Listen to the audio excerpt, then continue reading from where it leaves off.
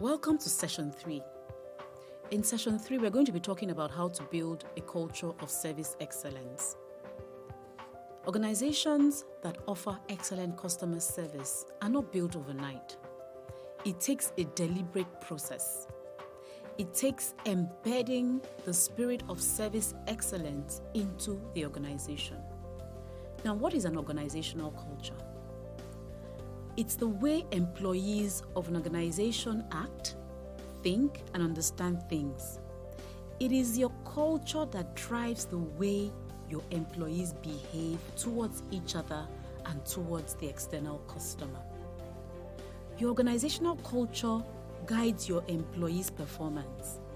It shapes the way you make decisions. Your culture will shape the way you recruit and select staff. It becomes part of your brand. Most organizations that are set up have aims and objectives. At times, these aims and objectives are written down. At times, they are not, but they are in the heads of the owners. They know the direction they want their company to go. The aims and objectives of organizations are often stated in the vision statement, mission statement, and organizational values. It is important that as an owner or a manager, that you know the direction that your company is going. It ensures that your stakeholders know what you're doing and what you stand for. It will give your employees a sense of direction with their everyday work. Without proper aims and objectives, it becomes very difficult to build a culture of service excellence.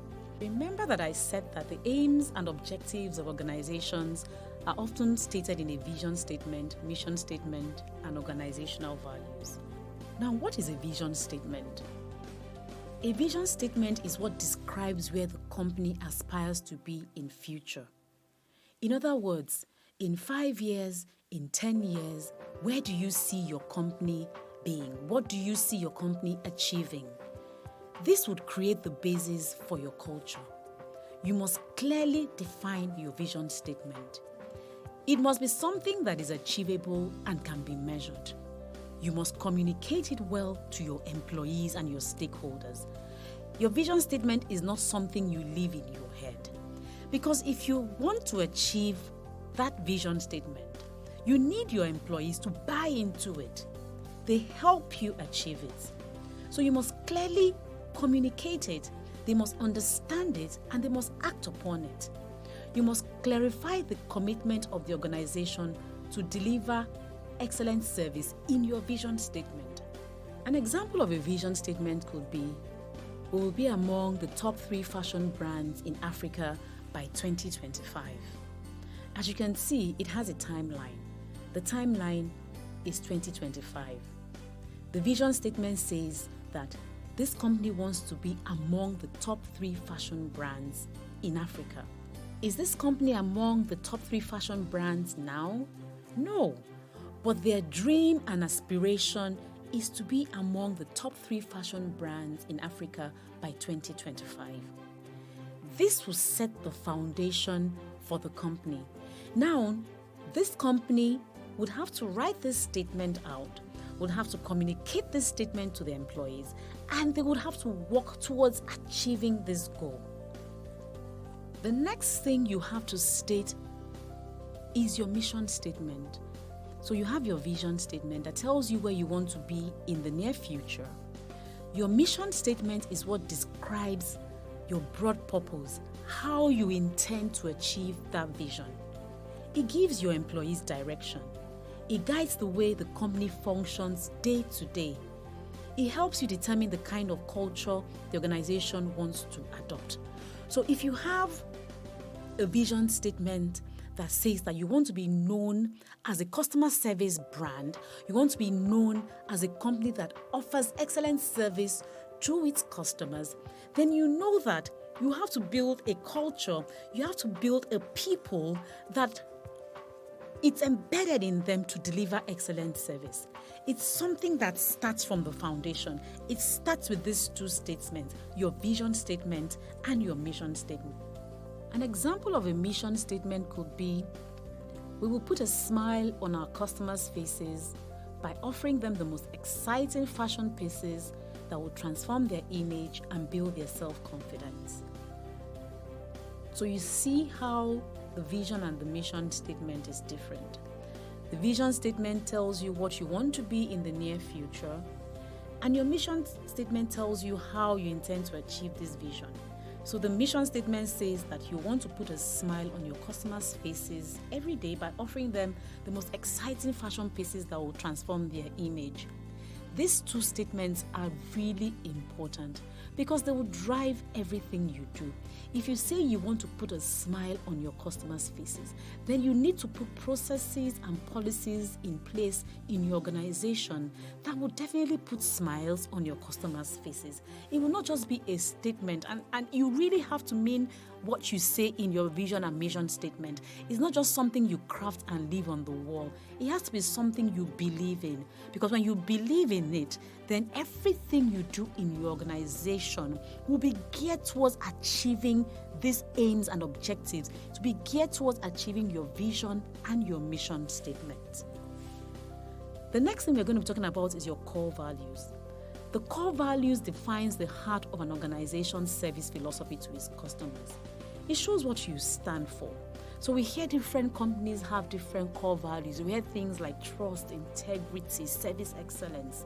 It shows what your company stands for, and it is used by leaders as the basis of all decisions that they make, including selecting new employees.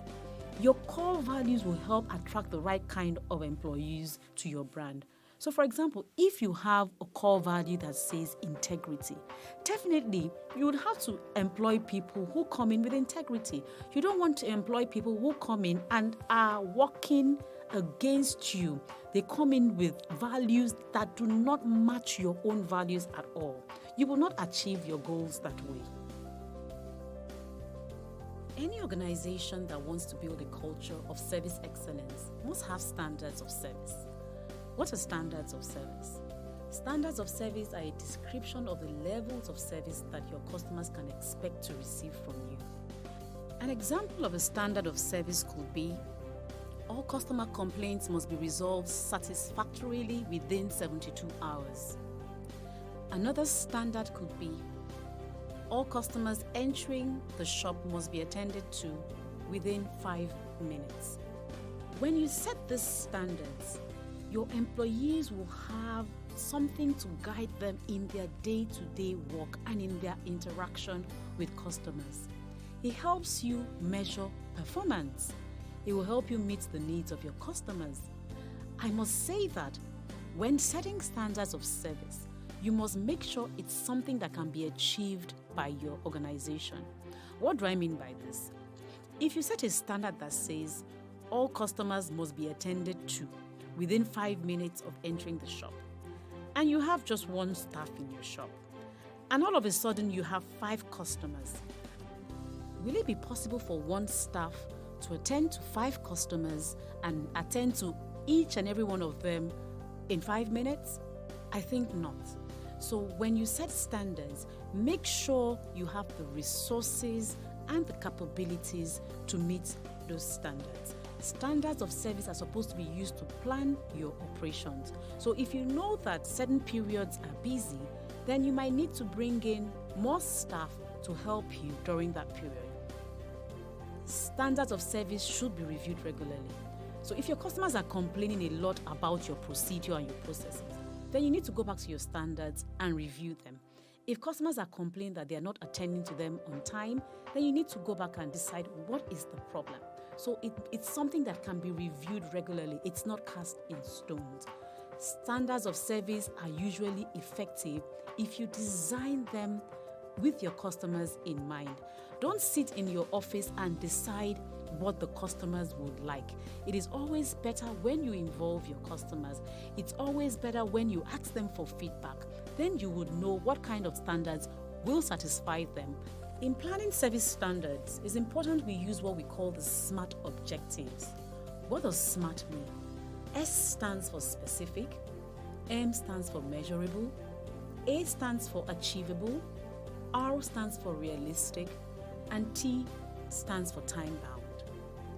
So how do we use this in planning our standards of service? When you're setting a standard of service, you must make sure you're specific about what you're trying to achieve. If we use the example I gave earlier on, remember what I said. All customer complaints must be resolved within 72 hours. I am very specific about that statement. All customer complaints must be resolved within 72 hours. Can I measure it? Yes, I can measure it because I would know if the complaint was resolved within 72 hours. How can I do it? I can ask the customer, how was the complaint resolved? Were you happy about it? What was the time frame in resolving the complaint? It must be achievable. When you set a standard and say all complaints must be resolved within 72 hours, do you have the resources and the capability to achieve that standard? It's up to you to answer that question. It must be realistic. Can you resolve all customer complaints within 72 hours? Some might take longer. So you have to be realistic when you are setting standards of service. And the last point is it must be time bound. You must give yourself a time frame. You can't leave it open-ended, because if you leave it open-ended, then people will do whatever they like. Your employees will decide, okay, for this particular customer, I would do it in 24 hours. For the other person, it will be 48. For the next person, it could be 96. So it's always good if you give it a time frame. It will guide your employees on how to handle things and how to work. After setting standards of service, it is important that we have standard operating procedures that would guide us. A standard operating procedure, otherwise known as an SOP, is a documented step-by-step guide for handling company processes or customer interactions. SOPs, when designed and delivered the right way, can help ensure effective and consistent service. There are certain steps to follow when you're developing an SOP. The first, obviously, is to establish the standard that you want. So, for example, if we use the previous standard that we set, which was resolve all customer complaints within 72 hours, we can now decide to create a procedure to help us meet this standard. The procedure becomes the step-by-step process that your employees should follow to resolve that complaint. So the first step could be contact the complaining customer within 6 hours, within 24 hours, depending on the standard you set.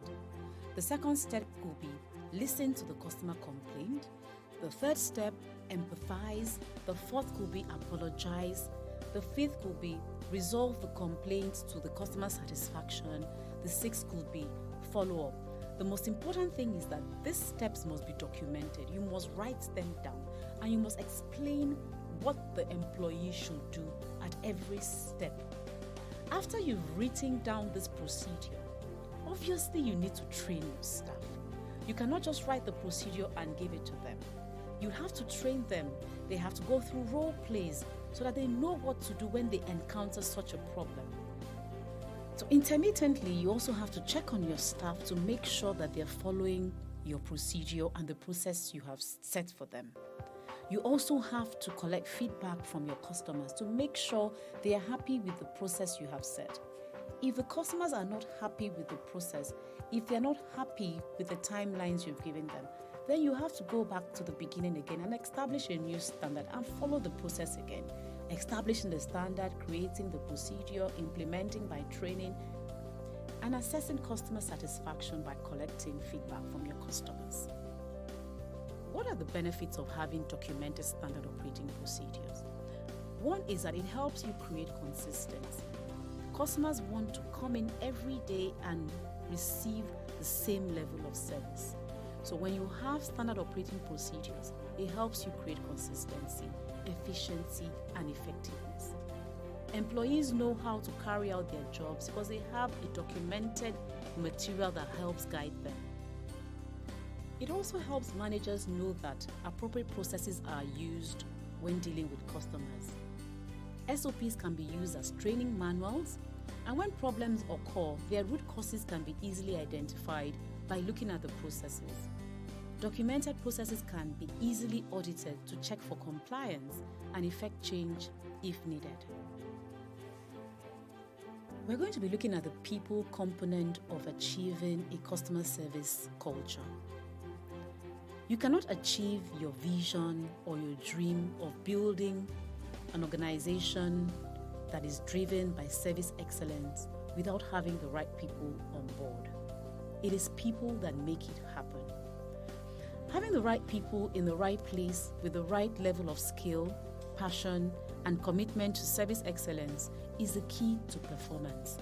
It is important that you recruit people with the required customer-based skills, recruit people who buy into your vision of service excellence. You can also redeploy people from one role to the other within teams if you know that they will fit into your vision.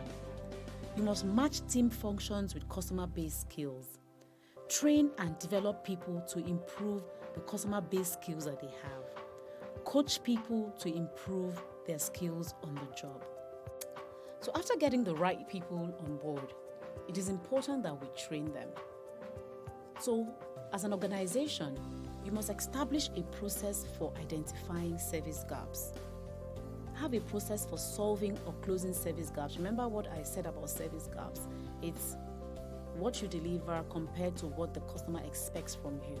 So you must have a process for solving or closing service gaps. You must train and continually retrain your employees. You must have a strong orientation process for your new recruits so that they can understand your culture and your standards. Empower your employees to carry out their responsibilities. Finally, in this session, we're going to be looking at the role of leadership. In all that we have been saying, we cannot achieve our objectives if we have the wrong leadership. So what is the role of leadership? As a leader, your role is to equip and motivate your team to provide excellent service to customers. You must keep existing customers loyal by meeting and exceeding their expectations. You must lead by example for your team members. Therefore, you must walk the talk. You must work with your team members to ensure the team functions well, and you must be innovative and aware of new opportunities. An effective leader has followers who can trust and feel supported by them. They have a clear vision of the future and they set direction for the team. They show commitment and enthusiasm. They communicate openly and effectively. They listen to their team members. They delegate and empower their teams to be effective. They motivate team members. They work with individuals to help them develop their skills and knowledge. So as a leader, you must know that you have a functional role as a leader and you also have a visionary role. You cannot just sit and give orders as a leader. You must direct and lead your employees to achieve the aims and the objectives of the organization. We have come to the end of session 3. Well done on completing this session. Remember, the real success is in you going back to your organization and implementing everything that you have learned. For you to succeed in delivering excellent service, it starts with building a culture of service excellence. See you in